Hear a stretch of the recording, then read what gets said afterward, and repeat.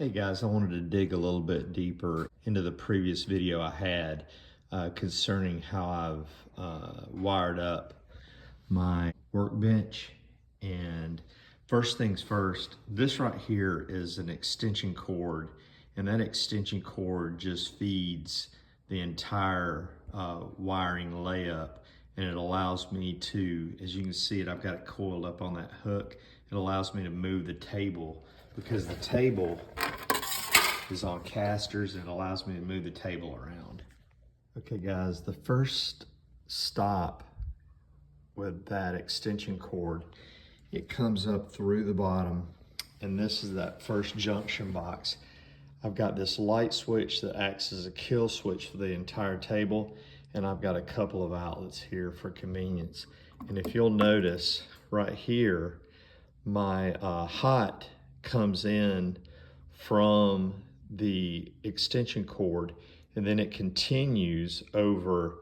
I think I'm using 12-2 to wire this entire table up, but that hot continues over to my electrical outlet, and then my neutral, the white wire, comes from the extension cord and goes over to the outlets.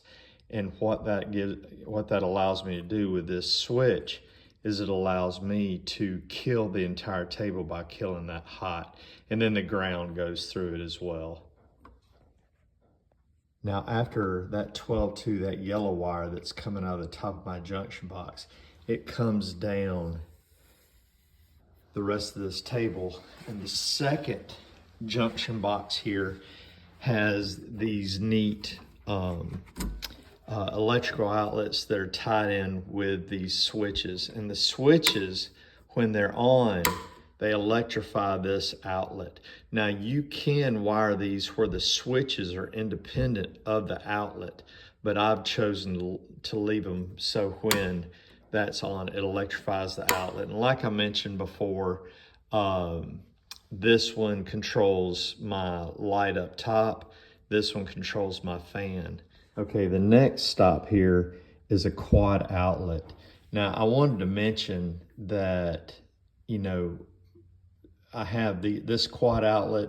I've got these outlets running these various devices. I've got the two outlets over here, and it's not my intention to load all these up. These are just convenience outlets. Again, this is ran by an extension cord, so you've got to be sort of careful with what you're running through this. You want to use the lowest gauge wire, lower being thicker wire, higher gauge electrical wire being thinner. You want to go with the lowest gauge wire that you can get, just so it'll handle the heat. And again, we come to this last junction box. It's got a switch outlet just like before, and like I was saying before, I have it running my compressor. But again, I just wanted to dig a little deeper in that, give a little bit more explanation on how my workbench is wired up.